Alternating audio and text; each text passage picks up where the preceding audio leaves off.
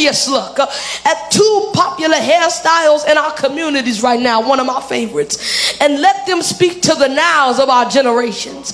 Let's look at dreadlocks and twists. These two styles have become popular in our culture, and let me remind you that these hairstyles look similar, but the requirements aren't the same. There is a difference between twists and locks. Twists are simply two strands of hair that are twisted together, whereas locks are ropes of matted hair that take time to grow and develop. Twisted hair doesn't require the same level of commitment as locks do. Twisted hair can be untwisted at any time.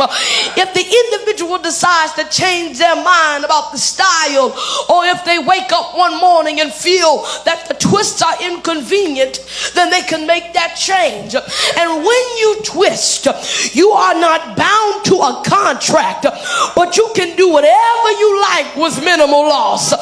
But the same is not true, my brothers and sisters, when you are dreadlocking. The locking of your hair requires another level of care and commitment. Locking hair requires long-term maintenance. Locking implies permanence.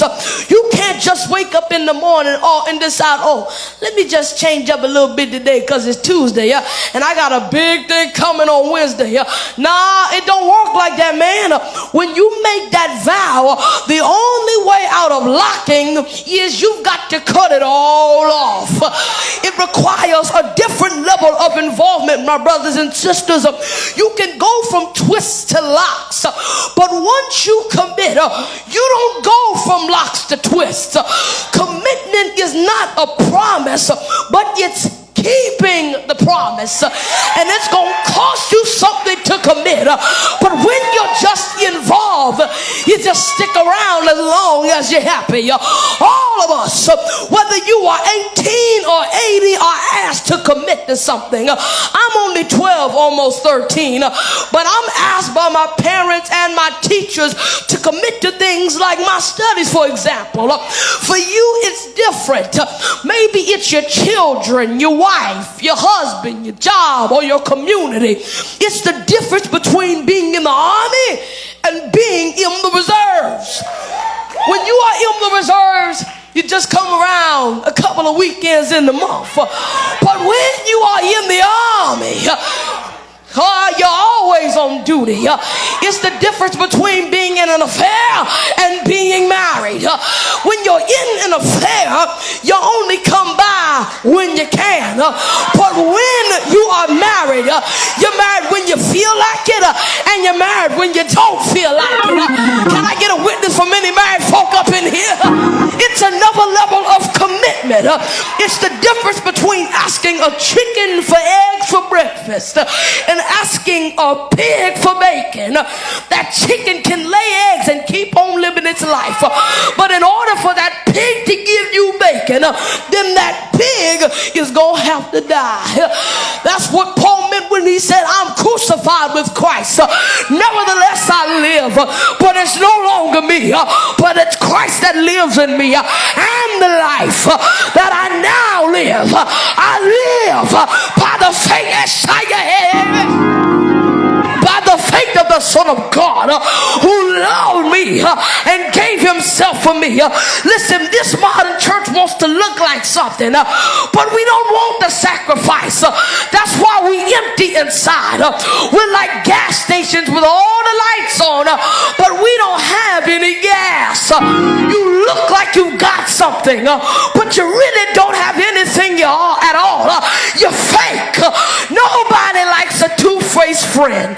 Y'all know what I'm talking about.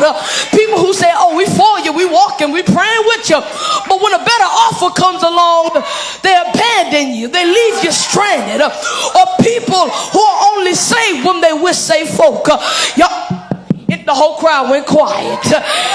But when they get away from them saved folk, they lie and fornicate and drink and cuss like the sinners. You twisting, my brother. You're twisting, my sister. You're uncommitted. You're double-minded. And the Bible says that a double-minded man is unstable. Hello, somebody. I said, and the Bible says that a double-minded man is unstable in all of his ways. Tell somebody, you've got to make a decision and you've got to stick with it. God is asking, are you locking or are you twisting? Listen, you can't be afraid to be locked in with Jesus. McDonald's don't sell pork chops. ShopRite don't sell motorcycles.